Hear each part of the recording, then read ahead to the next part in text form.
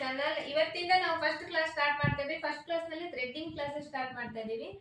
Threading class ನಲ್ಲಿ first ನಾವು theory ನೋಡೋಣ, ಥ್ರೆಡ್ಡಿಂಗ್ ಥಿಯರಿ ನೋಡೋಣ. ಅದಾದ್ಮೇಲೆ ನಾವು ಪ್ರಾಕ್ಟಿಕಲ್ ಸ್ಟಾರ್ಟ್ ಮಾಡೋಣ. ಥಿಯರಿಯಲ್ಲಿ ಫಸ್ಟ್ ಬಂದು ನಮಗೆ ಐಬ್ರೋ ಮಾಡ್ಲಿಕ್ಕೆ ಯಾವ್ಯಾವ ವಸ್ತುಗಳು ಬೇಕು ಅನ್ನೋದನ್ನ ನಾವು ನೋಡೋಣ. ಐಬ್ರೋ ಮಾಡ್ಲಿಕ್ಕೆ ಬೇಕಾಗಿರುವಂತ ವಸ್ತುಗಳು ಅಂದ್ರೆ ಫಸ್ಟ್ ಥ್ರೆಡ್ ಬೇಕಾಗ್ತೈತಿ, ದಾರ.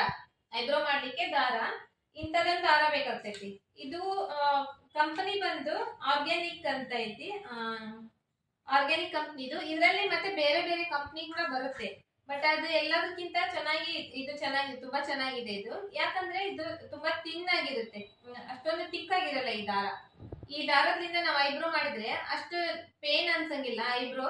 ಆಮೇಲೆ ಚೆನ್ನಾಗಿರುತ್ತೆ ಇದು ಐಬ್ರೋ ಮಾಡ್ಲಿಕ್ಕೆ. ಹಾಗಾಗಿ ಇದು ಚೆನ್ನಾಗಿದೆ ಇದು ಥ್ರೆಡ್ಡಿಂಗ್ ಮಾಡ್ಲಿಕ್ಕೆ. ಈ ತರದಂತ ದಾರ ತಗೋಬೇಕು ನೀವು. ನೆಕ್ಸ್ಟ್ ಬಂದು ಪೌಡರ್ ಬೇಕಾಗ್ತೈತಿ. ಪೌಡರ್ ಯಾವ್ದಾದ್ರು ಟಾಲ್ಕಮ್ ಪೌಡರ್ ಇದ್ರೆ ಪರವಾಗಿಲ್ಲ, ಲೂಸ್ ಪೌಡರ್ ಇರುತ್ತಲ್ಲ ಈ ತರದ್ದು ಲೂಸ್ ಪೌಡರ್. ನಿಮ್ಮ ಮನೇಲಿ ಪೌಂಡ್ಸ್ ಪೌಡರ್ ಇರುತ್ತೆ, ಅದು ಯಾವ್ದಾದ್ರು ಆ ತರದ ಪೌಡರ್ ಇದ್ರೂ ನಡಿತೈತಿ. ಸ್ವಲ್ಪ ಕಾಟನ್ ಬೇಕಾಗ್ತೈತಿ. ಕಾಟನ್ ಯಾಕಂದ್ರೆ ಈ ತರ ನಾವು ಡಿಪ್ ಮಾಡಿ ಅಪ್ಲೈ ಮಾಡ್ಬೇಕಲ್ಲ, ಹಾಗಾಗಿ ಸ್ವಲ್ಪ ಕಾಟನ್ ಬೇಕಾಗ್ತೈತಿ. ನೆಕ್ಸ್ಟ್ ಬಂದು ಸೀಸರ್ ಬೇಕು, ಕತ್ರಿ.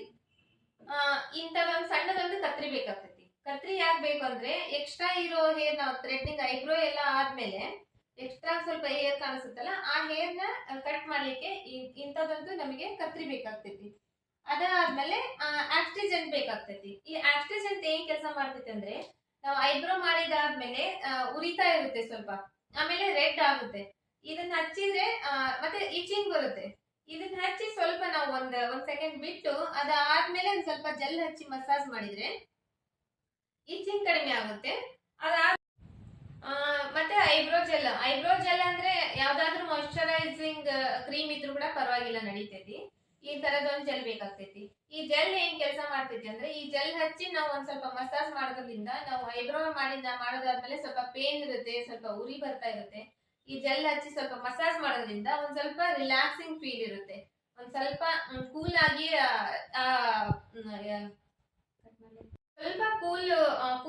ಅವ್ರಿಗೆ ಒಂದ್ ಸ್ವಲ್ಪ ರಿಲ್ಯಾಕ್ಸ್ ಆಗುತ್ತೆ. ಹಾಗಾಗಿ ಈ ಜೆಲ್ ಬೇಕಾಗುತ್ತೆ. ಇದಿಷ್ಟು ನಮ್ಗೆ ಥ್ರೆಡ್ಡಿಂಗ್ ಮಾಡ್ಲಿಕ್ಕೆ ಬೇಕಾಗಿರುವಂತ ವಸ್ತುಗಳು.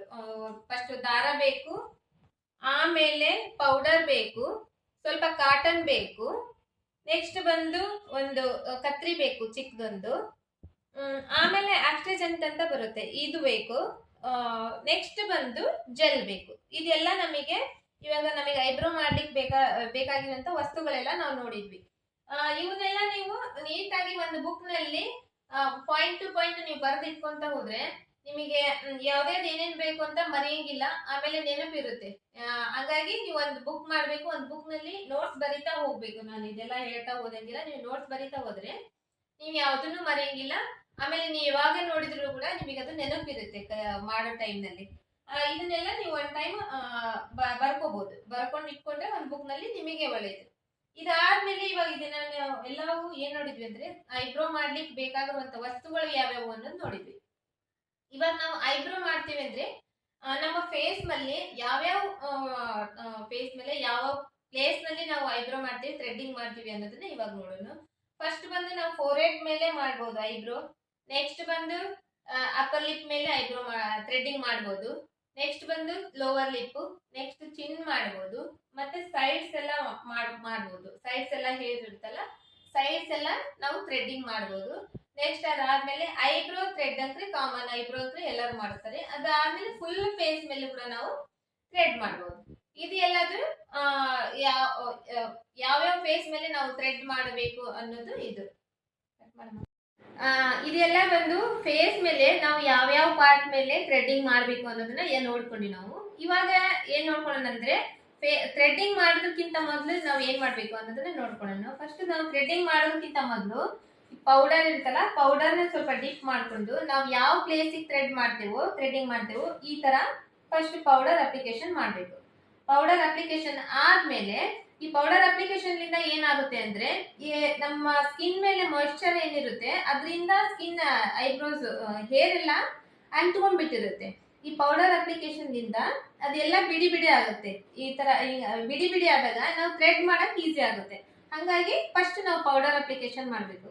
ಅದಾದ್ಮೇಲೆ ನಾವು ಫೇಸ್ ಮೇಲಾಗ್ಲಿ ಐಬ್ರೋ ಮೇಲಾಗ್ಲಿ ಮತ್ತೆ ಅಪ್ಪರ್ ಲಿಪ್ ಚಿನ್ ಏನ್ ಮಾಡ್ತೇವೆ ನಾವು ಅದನ್ನ ನಾವು ಥ್ರೆಡ್ ಮಾಡ್ಬೋದು.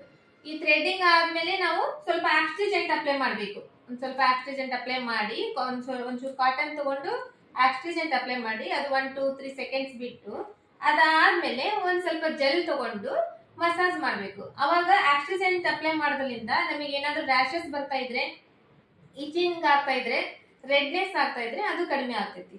ಮತ್ತೆ ಈ ಸ್ವಲ್ಪ ಜೆಲ್ ತಗೊಂಡು ಮಸಾಜ್ ಮಾಡೋದ್ರಿಂದ ಒಂದ 5 ಮಿನಿಟ್ ವರೆಗೂ ಒಂಚೂರು ಚೆನ್ನಾಗಿ ನಾವು ಮಸಾಜ್ ಮಾಡೋದ್ರಿಂದ ಬ್ಲಡ್ ಸರ್ಕ್ಯುಲೇಷನ್ ಚೆನ್ನಾಗ್ ಆಗ್ತೈತಿ, ರಿಲ್ಯಾಕ್ಸಿಂಗ್ ಫೀಲ್ ಇರುತ್ತೆ. ಇದನ್ನ ಮಾಡುವಾಗ ನಾವು ಏನ್ ಮಾಡ್ಬೇಕಂದ್ರೆ ತುಂಬಾ ನಿಧಾನವಾಗಿ ಥ್ರೆಡ್ಡಿಂಗ್ ಮಾಡಬೇಕು. ಪ್ರೆಸರ್ ಹಾಕಿ ಥ್ರೆಡ್ ಮಾಡಬಾರ್ದು. ಮತ್ತೆ ಥ್ರೆಡ್ ಮಾಡೋದಕ್ಕಿಂತ ಮೊದಲು ನಾವು ಯಾವ ಪಾರ್ಟ್ ನಲ್ಲಿ ಥ್ರೆಡ್ ಮಾಡ್ತಿರ್ತೇವೋ ನಾವು ಕ್ಲೈಂಟ್ಸ್ ಹೇಳ್ಬೇಕು.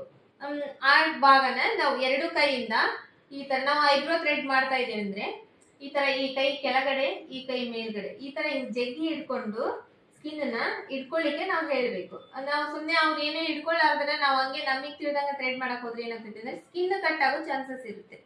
ಯಾಕಂದ್ರೆ ಕೆಲವೊಬ್ರದ್ದು ತುಂಬಾ ಸೆನ್ಸಿಟಿವ್ ಸ್ಕಿನ್ ಇರುತ್ತೆ. ಅಂತವ್ರ ಸ್ಕಿನ್ ಮೇಲೆ ನಾವು ಏನು ಅವ್ರ ಕೈ ಹಿಡ್ಕೊಳ್ಳಾರ್ದನ್ನ ಸ್ಕಿನ್ ಟೈಟ್ ಇರ್ಲಾರ್ದನ್ನ ನಾವು ಥ್ರೆಡ್ ಮಾಡಕ್ ಹೋದ್ರೆ ಸ್ಕಿನ್ ಕಟ್ ಆಗುತ್ತೆ, 100% ಕಟ್ ಆಗುತ್ತೆ. ಹಾಗಾಗಿ ನಮ್ ಫಸ್ಟ್ ಮೇನ್ ಇಂಪಾರ್ಟೆಂಟ್ ನಮ್ಮ ಪಾರ್ಲರ್ ನಲ್ಲಿ ಐಬ್ರೋ ಚೆನ್ನಾಗಿ ನಾವು ಮಾಡ್ತಾ ಇದೀವಿ ಅಂದ್ರೆ, ಐಬ್ರೋನಲ್ಲಿ ನಾವು ಪರ್ಫೆಕ್ಟ್ ಆಗಿದ್ದೀವಿ ಅಂದ್ರೆ ನಮ್ಮ ಇಡೀ ಪಾರ್ಲರ್ ಏನೇನು ಸರ್ವಿಸಸ್ ಇದೆ ಅದನ್ನೆಲ್ಲ ನಾವು ಚೆನ್ನಾಗಿ ಮಾಡ್ಕೊಂಡು ಹೋಗ್ಬೋದು. ಮೇನ್ ಇಂಪಾರ್ಟೆಂಟ್ ಐಬ್ರೋ ಆಗೋದ್ರಿಂದ ಐಬ್ರೋನ ತುಂಬಾ ಚೆನ್ನಾಗಿ ಪ್ರಾಕ್ಟೀಸ್ ಮಾಡ್ಬೇಕು, ತುಂಬಾ ಚೆನ್ನಾಗಿ ಮಾಡ್ಬೇಕು. ಈ ಐಬ್ರೋ ಇಂದಾನೆ ನಮಗೆ ಆಲ್ಮೋಸ್ಟ್ ನಮ್ ಕ್ಲೈಂಟ್ಸ್ ನಮಗೆ ಅಟ್ರಾಕ್ಟ್ ಆಗೋದು. ಹಾಗಾಗಿ ಚೆನ್ನಾಗಿ ಐಬ್ರೋನ ಪ್ರಾಕ್ಟೀಸ್ ಮಾಡ್ಬೇಕು. ಐಬ್ರೋ ಮಾಡೋದಕ್ಕಿಂತ ಮೊದಲು ಸ್ಕಿನ್ ಕ್ಲೈಂಟ್ಸ್ ಏನಿರ್ತಾರೆ ಅವ್ರ ಕಡೆಯಿಂದ ನಾವು ಸ್ಕಿನ್ ನ ಟೈಟ್ ಆಗಿ ಇಡಿಸಬೇಕು. ಟೈಟ್ ಆಗಿ ಇಡಿಸಿ ಪೌಡರ್ ಅಪ್ಲಿಕೇಶನ್ ಮಾಡಿ ಆಮೇಲೆ ಥ್ರೆಡ್ ಕೂಡ ನಾವು ತೀರಾ ಪ್ರೆಸರ್ ಹಾಕಿ ಥ್ರೆಡ್ ಮಾಡಬಾರ್ದು. ಲೋ ಪ್ರೆಸರ್ ಇಂದ ನೀಟಾಗಿ ನಾವು ನಮ್ಮ ಕೆಲಸನ ಮಾಡಬೇಕು. ನಾವು ಥ್ರೆಡ್ಡಿಂಗ್ ಮಾಡ್ಲಿಕ್ಕೆ ಯಾವ್ಯಾವ ವಸ್ತುಗಳು ಬೇಕು, ಅವಕ್ಕೆ ಏನೇನಂತಾರ, ಮತ್ತೊಳ್ಳಿ ಥ್ರೆಡ್ಡಿಂಗ್ ಹೆಂಗ್ ಮಾಡ್ಬೇಕು, ಯಾವ್ಯಾವ ರೀತಿ ನಾವು ಪ್ರಿಕಾಷನ್ಸ್ ತಗೋಬೇಕು ಥ್ರೆಡ್ ಮಾಡುವಾಗ, ಇದನ್ನೆಲ್ಲ ನೋಡ್ಕೊಂಡ್ವಿ. ಈಗ ನೆಕ್ಸ್ಟ್ ಬರೋ ವಿಡಿಯೋದಲ್ಲಿ ನಾವು ಥ್ರೆಡ್ ಪ್ರಾಕ್ಟೀಸ್ ಯಾವ ತರ ಮಾಡಬೇಕು ಮತ್ತೆ ಥ್ರೆಡ್ ಯಾವ ತರ ಹಿಡ್ಕೋಬೇಕು ಅದನ್ನೆಲ್ಲ ನಾವು ನೆಕ್ಸ್ಟ್ ವಿಡಿಯೋದಲ್ಲಿ ನೆಕ್ಸ್ಟ್ ಕ್ಲಾಸ್ ನಲ್ಲಿ ಮಾಡಬೇಕು. ಫ್ರೆಂಡ್ಸ್, ಇವಾಗ ನಾವು ಎಲ್ಲ ಆಯ್ತು. ಇವಾಗ ಥಿಯರಿದೆಲ್ಲ ಕಂಪ್ಲೀಟ್ ಮಾಡಿದ್ವಿ. ಥಿಯರಿ ಅಂದ್ರೆ ಥ್ರೆಡ್ಡಿಂಗ್ ನಲ್ಲಿ ಏನೇನ್ ಥಿಯರಿ ಹೇಳ್ಬೇಕಾಗಿತ್ತು ಅದನ್ನೆಲ್ಲ ಕಂಪ್ಲೀಟ್ ಆಗಿ ಹೇಳಿದೀನಿ. ಬಟ್ ಏನಾಗುತ್ತೆ ಅಂದ್ರೆ ಎಲ್ಲಾದ್ರೂ ನಾನು ಬೋರ್ಡ್ ಮೇಲೆ ನಿಮಗೆ ಪ್ರತಿಯೊಂದನ್ನು ಬರ್ಸಕ್ ಆಗಂಗಿಲ್ಲಲ್ವಾ. ಹಂಗಾಗಿ ನಾನು ಪ್ರತಿಯೊಂದು ಪಾಯಿಂಟ್ ಏನೋ ಬಿಡ್ಲಾದಾಗ ಎಲ್ಲ ಕಂಪ್ಲೀಟ್ ಆಗಿ ನಾನು ಹೇಳ್ತಾ ಬಂದಿದ್ದೀನಿ. ನೀವೇನ್ ಮಾಡ್ಬೇಕಂದ್ರೆ ಅದರಲ್ಲಿ ನಿಮಗೆ ಏನೇನು ಇಂಪಾರ್ಟೆಂಟ್ ಪಾಯಿಂಟ್ಸ್ ಅನಿಸ್ತಾವೋ ಅದನ್ನೆಲ್ಲಾನು ನೀವು ನೀಟಾಗಿ ಒಂದು ಬುಕ್ ನಲ್ಲಿ ಪಾಯಿಂಟ್ ನಂಬರ್ 1 ಪಾಯಿಂಟ್ ನಂಬರ್ 2 ಅಂತ ಹಾಕೊಂಡು ಅದನ್ನ ನೀವು ನೀಟಾಗಿ ಬರ್ದಿಟ್ಕೋಬೇಕು. ನಿಮ್ಗೆ ಯಾವ ಭಾಷೆಯಲ್ಲಿ ಅರ್ಥ ಆಗ್ತೈತೆ ಆ ಭಾಷೆಯಲ್ಲಿ ಬರೀಬಹುದು. ಕನ್ನಡದಲ್ಲಿ ಬರೀತಾ ಇದ್ರೆ ಕನ್ನಡದಲ್ಲಿ ಬರೀಬಹುದು, ಇಲ್ಲ ಇಂಗ್ಲಿಷ್ ನಲ್ಲಿ ನೀವು ಬರೀಕೊಂತೀರಿ ಅಂದ್ರೆ ಅದನ್ನಾದ್ರೂ ಮಾಡ್ಕೋಬಹುದು. ನಿಮ್ಗೆ ಯಾವ ಶೇಪ್ ಬರುತ್ತೆ ಅದಕ್ಕೆ ಏನಂತಾರ ಅನ್ನೋದನ್ನ ಇವಾಗ ನಾವು ಅದನ್ನ ನೋಡ್ಕೊಳ್ಳೋಣ. ಫಸ್ಟ್ ಬಂದು ಸ್ಟ್ರೇಟ್ ಶೇಪ್. ಈ ಸ್ಟ್ರೇಟ್ ಅನ್ನೋದು ಐಬ್ರೋ ಶೇಪ್ ಏನ್ ಬರುತ್ತೆ ಇದು ಆಲ್ಮೋಸ್ಟ್ ಸ್ಟ್ರೇಟ್ ಆಗಿ ಬರುತ್ತಂದ್ರೆ ಈ ನಮ್ಮ ಐಬ್ರೋ ಇರುತ್ತಲ್ಲ, ಈ ಐಬ್ರೋ ಸ್ಟಾರ್ಟಿಂಗ್ ಪಾಯಿಂಟ್ ಇಂದ ಇಟ್ಕೊಂಡು ಸ್ಟ್ರೇಟ್ ಆಗಿ ಬಂದು ಈ ಲಾಸ್ಟ್ ಬರುತ್ತೆ. ಈ ಲಾಸ್ಟ್ ಬಂದು ಒಂಚೂರು ಕೆಳಗಡೆ ಟರ್ನ್ ಆಗುತ್ತೆ ಈ ತರ. ಅದಕ್ಕೆ ನಾವು ಸ್ಟ್ರೇಟ್ ಐಬ್ರೋ ಅಂತ ಹೇಳ್ತೀವಿ. ಆಮೇಲೆ ನೆಕ್ಸ್ಟ್ ಬಂದು ಕರ್ವ್.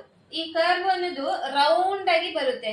ರೌಂಡ್ ಆಗಿ ಅಂದ್ರೆ ಈ ಸ್ಟಾರ್ಟಿಂಗ್ ಪಾಯಿಂಟ್ ಐಬ್ರೋ ಇರುತ್ತಲ್ವಾ, ಐಬ್ರೋ ಸ್ಟಾರ್ಟಿಂಗ್ ಪಾಯಿಂಟ್ ಇಂದ ಇಟ್ಕೊಂಡು ಈ ತರ ಮೇಲೆ ಮೇಲೆ ಮೇಲೆ ಬಂದು ಮತ್ತೆ ಈ ಕಡೆಯಿಂದ ಇಲ್ಲಿ ಡೌನ್ ಆಗುತ್ತೆ.